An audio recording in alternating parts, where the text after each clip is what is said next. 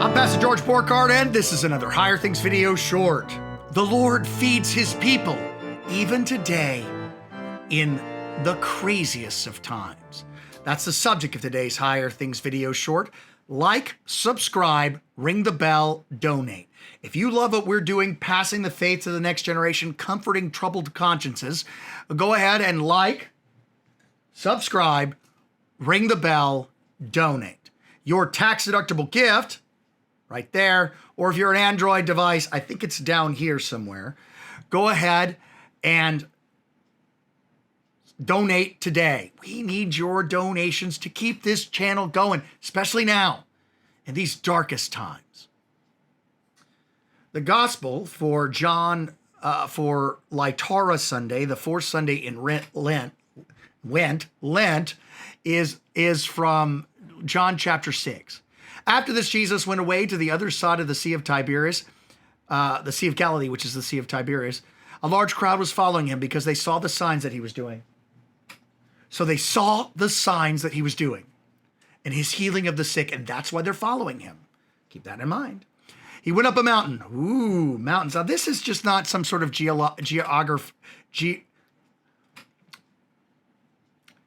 This is not a geographic description of what's going on as much as it is telling you something else. God does things, big things on mountains. He does big things. He fed the children of Israel on a mountain. He gave the law on a mountain. Elijah, the prophets of Baal, Mount Carmel, a mountain. God does things on mountain. Mount Calvary. So when you hear mountain, you should go, ooh, something's about to happen. And he sat down with his disciples. Now the Passover, the feast of the Jews, was at hand. Again, this is not a chronological thing. Oh, well, look at the time. It's almost the time of Passover. This is to point you to a reality.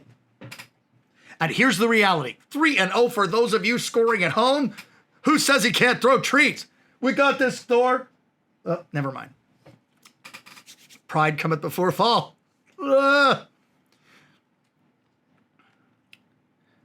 The Passover is to signal that the Passover is near. Jesus' Passover, his exodus in Jerusalem, his saving you, Calvary. This is all about the Lord dying for you. That's what this is all about. This is not about feeding 5,000 only. This is about a God who feeds you, even at home, when you're stuck there, when you're sort of confined to quarters, when you're quarantined. He feeds you. Manna from heaven. Manna, the Hebrew word for what's this stuff? He's got you. He's going to feed you. Lifting up his eyes to the heaven and lifting up his eyes, and then seeing that the crowd was coming toward him, Jesus said to Philip, "Where are we going to buy bread so that people may eat?" He got no plans to buy bread. So he said this to test him, for he himself knew what he would do. Philip answered, "Slow down, you crazy child. 200 denarii worth of bread would not be enough for each to eat. A little." This is what's going on today. Is there going to be enough food? Is there going to be enough toiletries? What universe are we living in where we're worried about how much TP there is? All of this fear and anxieties expressed in Philip. We could work 200 days. And we wouldn't have enough of a feast to feed just a few of these people. Andrew, one of his disciples, Simon Peter's brother, said to him, "There's a boy here with 5 barley loaves and 2 small fish. But how are they going to feed for so many?" We could feed maybe 2 Filet O Fish sandwiches, 2 fish poboys. But after that, those people are just going to go hungry. There's only 1 roll of toilet paper left, man. Jesus said, "Have the people sit down." Now there was much grass in that place, so the men sat down, 5,000 in number.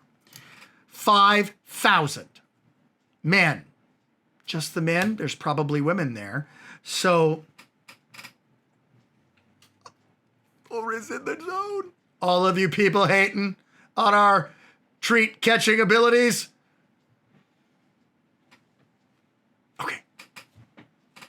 Jesus took the loaves, and when he had given thanks, he distributed them to those who were seated. And I would like a picture of the Eucharist being celebrated right here, maybe even a little video within a video. Can Sandra do it? I bet she can, because that's what's going on here. He took the bread, gave thanks, and distributed it to him, just like he takes the bread on Sunday morning, gave thanks, and broke it. And if you're at home and you miss the sacrament, you are free, of course, to miss a Sunday.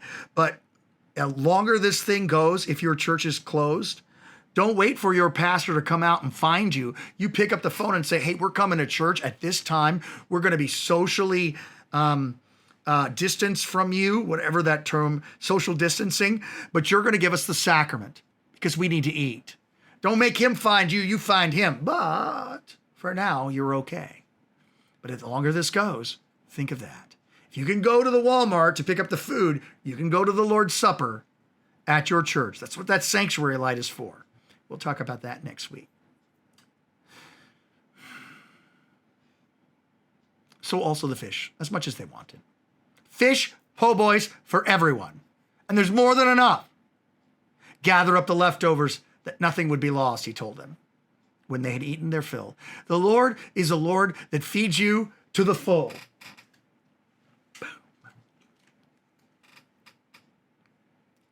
They gathered up the leftovers. 12 churchy baskets fulls of leftovers. Think about this. On a mountain. A place full of grass. Have the people sit down, verse 10. Now there was much grass in that place. That is not, again, a situation, a little verse describing the scene. I want you to picture a field full of grass. No, the Lord is our shepherd. We shall not want. This is good pasture land, and good pasture land is where Jesus is. Where Jesus is, there he's feeding his people. Food that doesn't spoil, his body to eat and his blood to drink for the remission of sins. Medicine for immortality, vivifying food and drink. When the people saw what he had done, they said in verse 14, this is indeed the prophet who is to come into the world. 14 says they thought he was Moses because he did a Moses. He fed the people, children of Israel. Later on, he's going to say, Moses didn't feed you. My father fed you. But then, perceiving that they were about to come and make him king by force, Jesus withdrew on the mountain by himself. God withdraws because God is about Good Friday. He's not about being an earthly king. God is not about power and stock markets and being rich and being a popular YouTuber. God is about saving you. And that's Calvary. God is about feeding you. His body to eat, his blood to drink, and the food that you need. God is about saving you. On another mountain, Mount Calvary. Oops. He wasn't expecting that. After 5 in a row, you know. Be comforted. Fix your eyes on Jesus. Be joyful. He's going to take care of you in this time. That's what he does.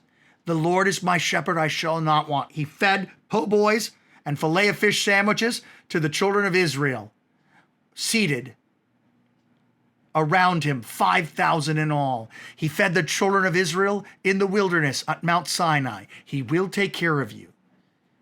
And today, he takes care of you with his words, true living food. And soon, his body and his blood given for you to eat and drink. Whether you receive that at church or whether your pastor comes to you, he's going to take care of you. He's going to feed you. He's going to save you. I'm Pastor George Borkart. I'm a big dog Thor, and this has been another Higher Things video short.